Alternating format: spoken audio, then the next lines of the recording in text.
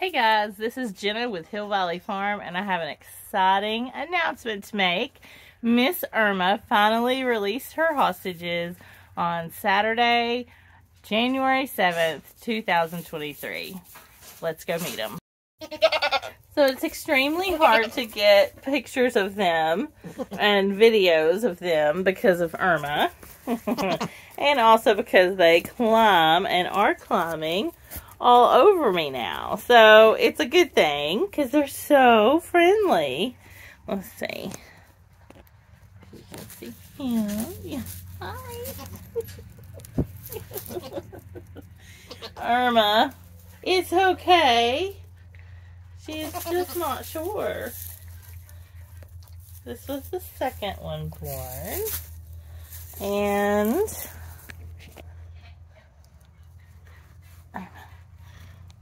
this is the third one born. And oddly enough, he is the biggest one. He is such a big boy. He's so healthy. Look at him. And then this is the first one that was born. And he was actually, he's the smallest one by like 2 ounces. See, I'm healthy too. He's polled.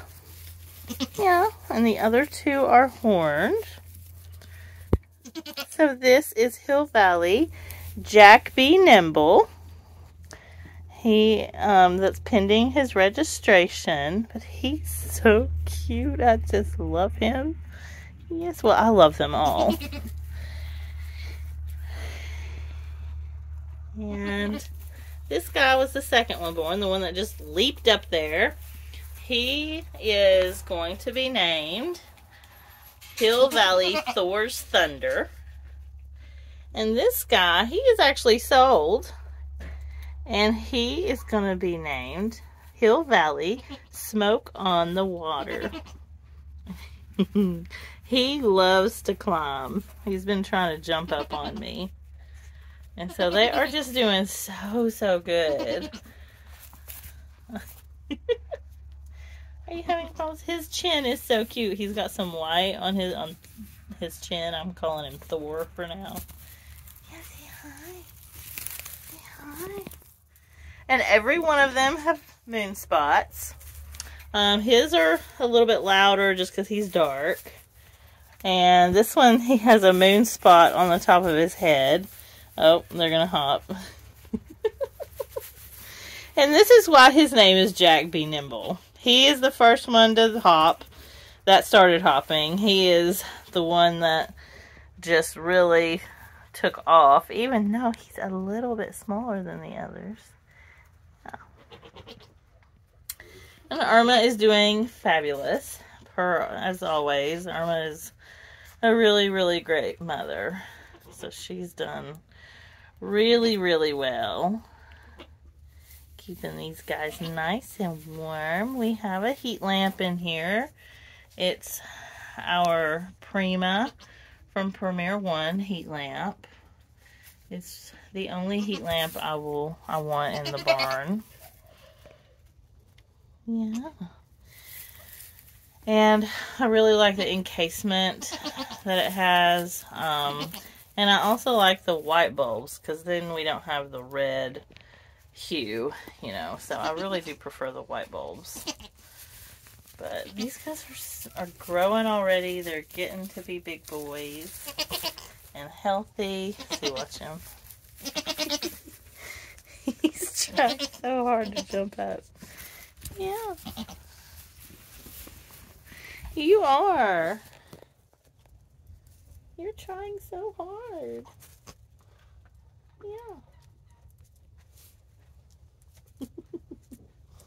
Irma labored all night Friday night, and she waited, and she had them on Saturday morning at like 10 o'clock, which is I was so glad, but it's a different time for us. We're not actually used to 10 a.m. kiddings.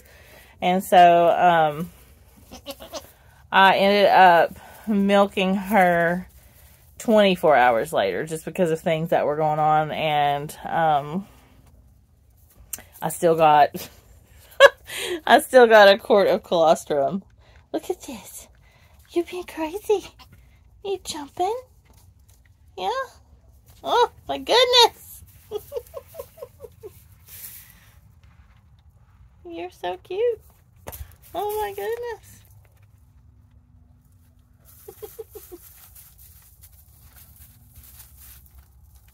I'm like, what is that? That's you.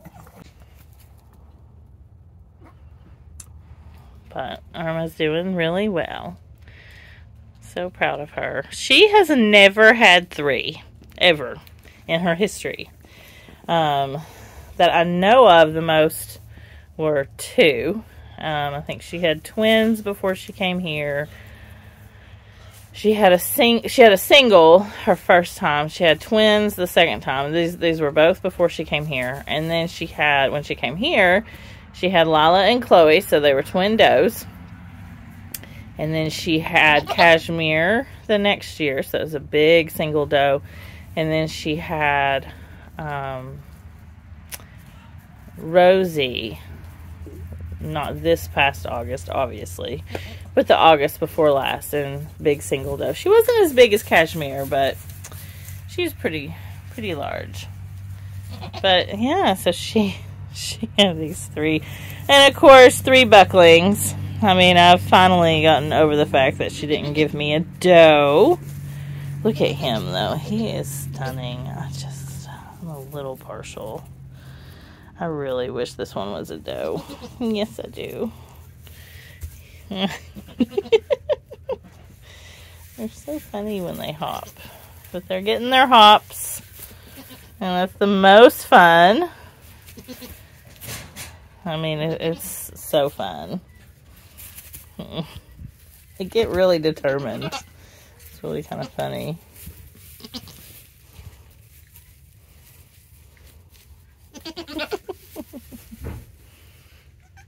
Yeah. And so we're just going to enjoy these guys. And it'll be a couple weeks yet before the next 2 are due. See, you can see his moon spot on the top of his head now. There's white, and he's got chocolate, but that light spot is a moon spot. So he's beautiful. And this one's polled. The other 2 are not, so we'll have to just butt them.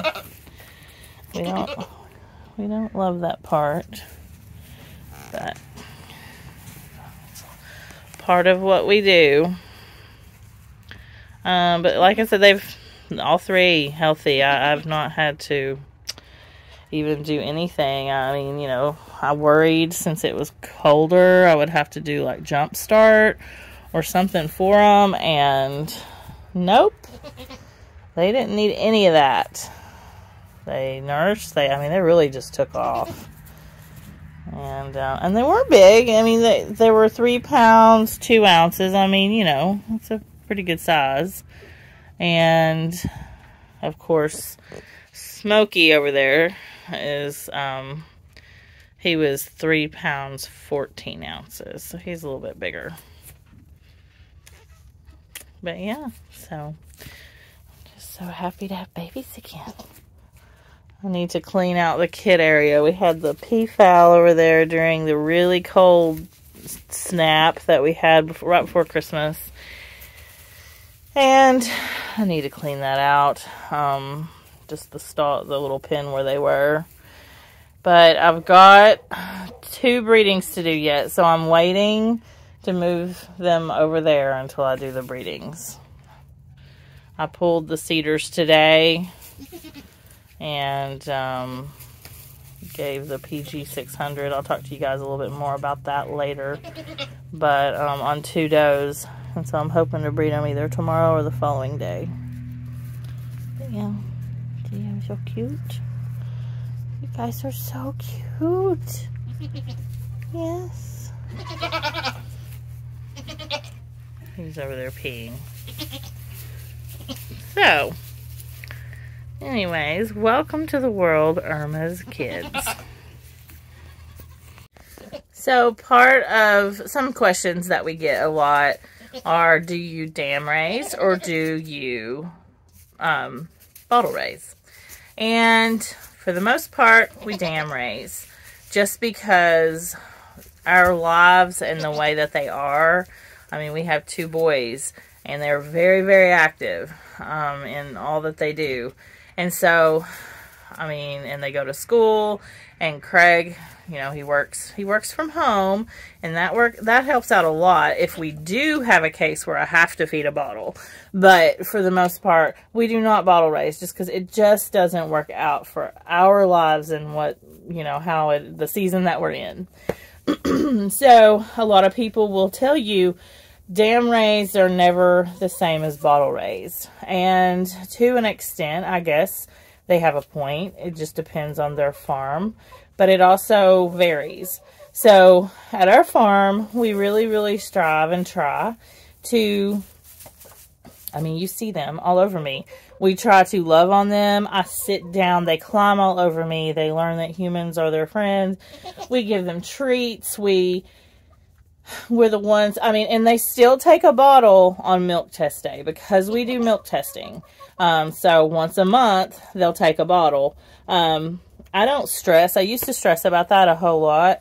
If we don't bottle raise, how do I expect them to take a bottle on milk test day? Well, they do, because they get hungry and they're wanting to suck on something, and so they suck on the bottle and they eat and they're happy. But they're friendly. They're all over us. Now, every year, it never fails, I'll have a buckling or 2 that, and even doelings, that just aren't as friendly as the others. And that is all about personality. Irma, I love Irma, but Irma is not your love bug goat. She is a love bug when she's bred, but beyond that, she's not. This is why we don't show Irma. I can't show her. She will not lead. I've tried. It was very awful in the ring with her. It was embarrassing. And so, but that's her personality. I mean, I don't know. That's just Irma. Her sister was nothing like her at all. She was totally a Velcro goat.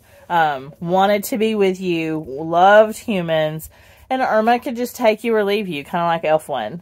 And Elfwin and Irma have the same sire, and so I'm kind of wondering, does that come from the sire?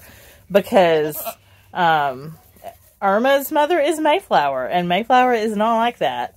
And so, I mean, I have Ellie, you know, and she was a bottle kid. But in the same year, I also had Alice, and she was not a bottle kid. And Alice is just as friendly as Ellie. And so it's just, I mean, it kind of depends on personalities, but also, I mean, it's not just me in here sitting with them. It's Caden. Even my husband, Craig, he will sit in here with the babies and let them crawl all over him. And I mean, that's just what we do. We like to do that because nobody wants to get a kid that's skittish and scared of them and running from them. And I understand, you know, if you are all by yourself and you're raising them, or like dam raising, and you just can't give them the time, you know, that they need around the humans. Yeah, I could see where that concept of dam raised kids aren't as friendly as bottle raised kids can come in. But for us, we've just not seen it other than when it's just a personality thing. And even Irma, one of her daughters, she was always more standoffish. She just didn't really, like, she was one that she refused the bottle. She just wouldn't take it. She would rather eat grain. I mean, she was huge. But yeah, I mean, and that's how Irma is, you know. So she was very much like her dam. Nothing like her sire, you know. And so that's just a lot of times how it is. Now, these guys, you can see, they're all over me. Now, I mean, will they change? Will that personality shine through and maybe them be a little bit more standoffish? I don't know. But it won't be because we're not sitting with them, you know.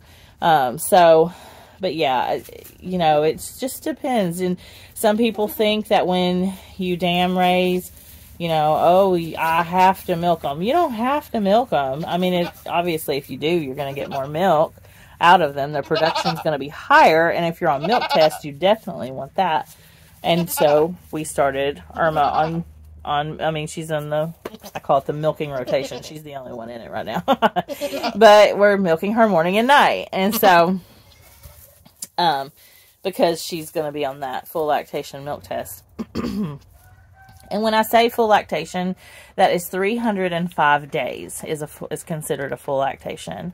And so that's what we plan with her. And the reason is, I know I got a question about that yesterday.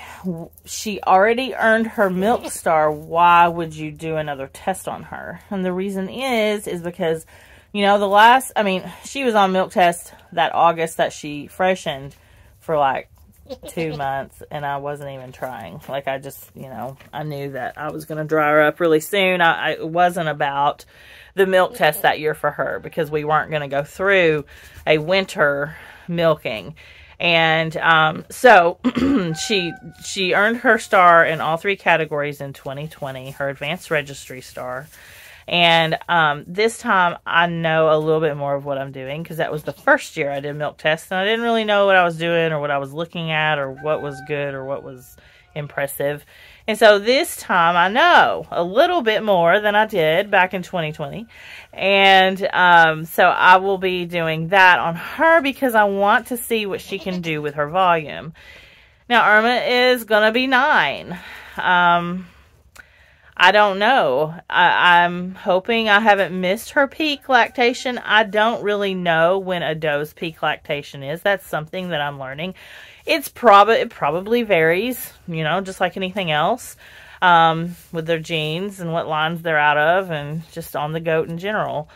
But for her, I wanted to see if she can kind of show off her volume, and so we'll see. The good thing about her having bucklings is bucklings eat a lot. They demand a lot. And there's 3 of them. And Irma can feed 3. She could probably feed 5, no problem. I've always said that. So I'm hoping that the bucklings actually help her volume, you know. The more demand, it's supply and demand. So that's how it works. So that's why we dam raise. That's my feelings on bottle raising versus dam raising. I just don't have, you know, the lifestyle that allows me to bottle raise at this time. Now, I do bottle raise. It never fails. There's 1 or 2. Sometimes I think it was 2 last year. It might have been 3. I bottle raised a couple last year. The year before, I bottle raised 2. So, if you have to bring them in, or if the doe rejects them for some reason at some point, you know, those are the times when, you know, I mean, you have to bottle raise them. It's you know, you've got to be a responsible breeder. And so we do that, only if we absolutely have to. And even then, if it's not a matter of the doe rejecting them, if it's a matter of they can't keep their temp up outside, it's cold, you know, they freshened in the middle of the night and the kid's just struggling to keep their temp up, I have to bring them in. I will still bring them out and try to get them to nurse and try to get the mother to take them back. Dicey last year, Risky never ever rejected Dicey. Dicey just forgot where to nurse from. She just learned the bottle and she was content with the bottle. But it was a really great thing because she could come outside during the day and hang out with Risky, and Risky would take care of her and watch out for her and not let anyone mess with her. It was great. But she nursed. She would take a bottle and then she would nurse a little, but then over time she just forgot and she just took the bottle. So, I mean, that was an interesting thing. I don't think that's very common, but Risky is that good. So, anyways, thanks for watching. And I hope you enjoyed it. And obviously stay tuned because we will have, I'm going to do some more pre-kidding shaves. I'm going to be giving some CD&Ts soon. Again, getting ready for the March kids come February. And obviously we've got Ellie and Tuscany that are due. So there's plenty to be excited about. This is a really exciting time of year. So thanks so much for watching. Definitely hit the subscribe button.